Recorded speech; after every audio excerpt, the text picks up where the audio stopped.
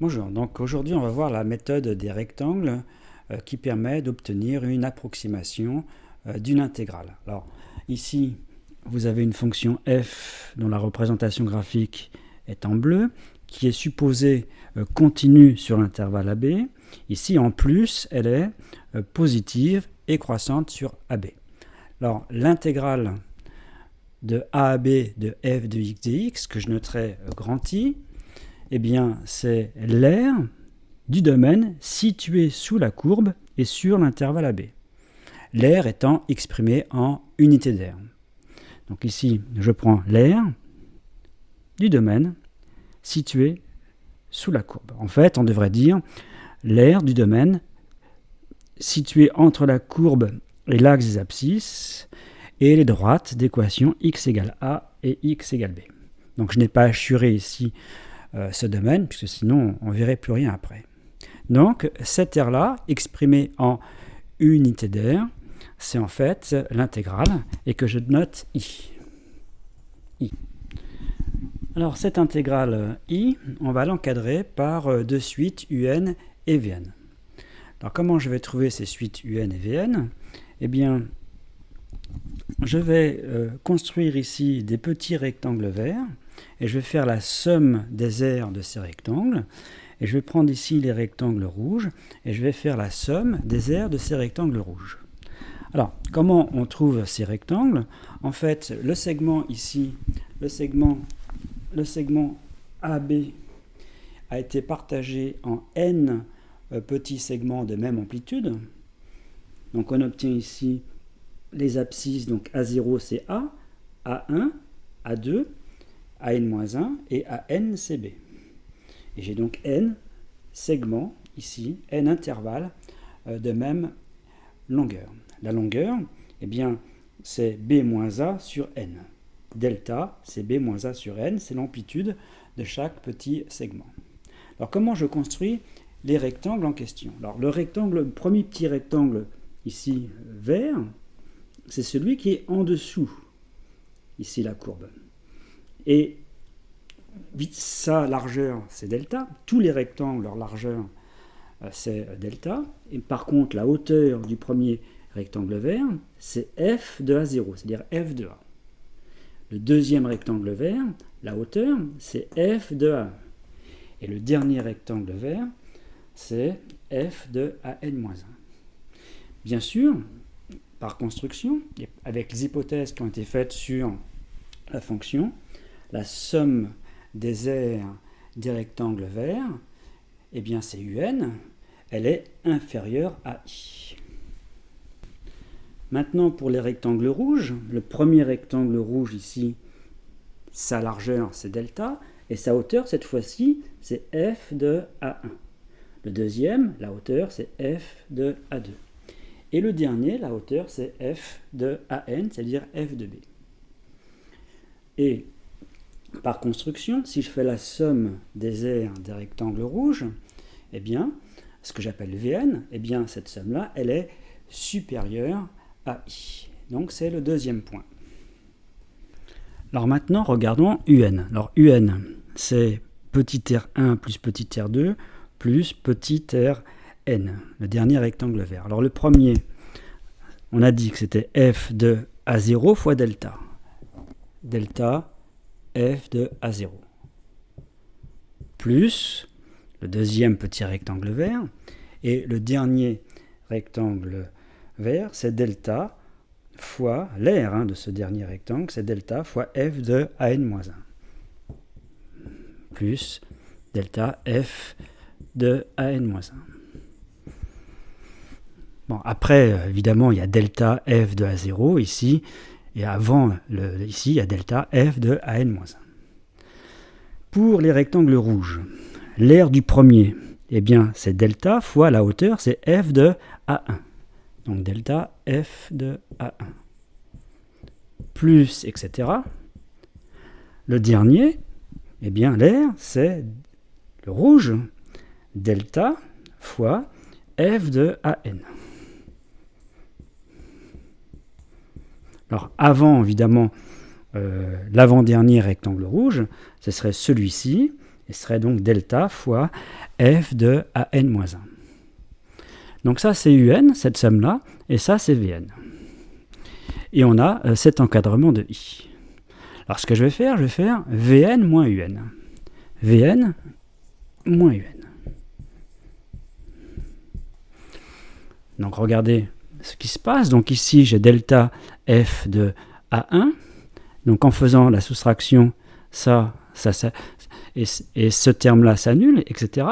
Celui-ci et celui-ci s'annulent. Donc en faisant la soustraction, en fait, que me reste-t-il? Il y a ce terme-là, delta f de n, moins, et ce terme-là, delta f de A0. C'est-à-dire delta f de, alors an c'est b, moins delta f de A0, et A0 c'est A.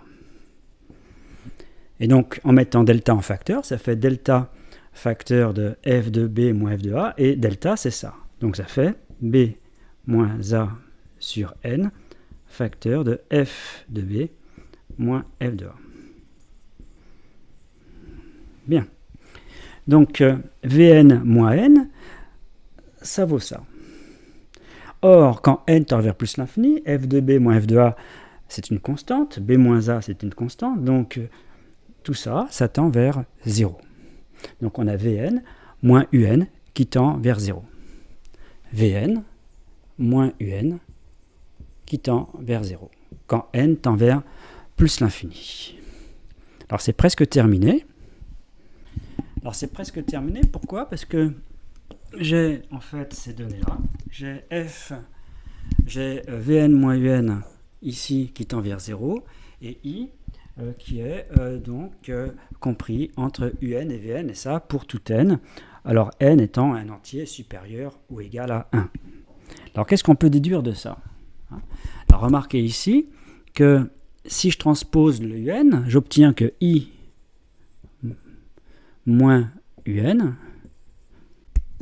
donc I moins un est donc positif, d'une part, et I moins un, c'est plus petit que Vn moins un, d'autre part. Ça pour tout n dans n étoiles.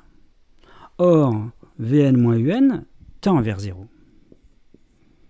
Donc d'après le théorème des gendarmes, I moins un tend également vers 0, et donc on en déduit que un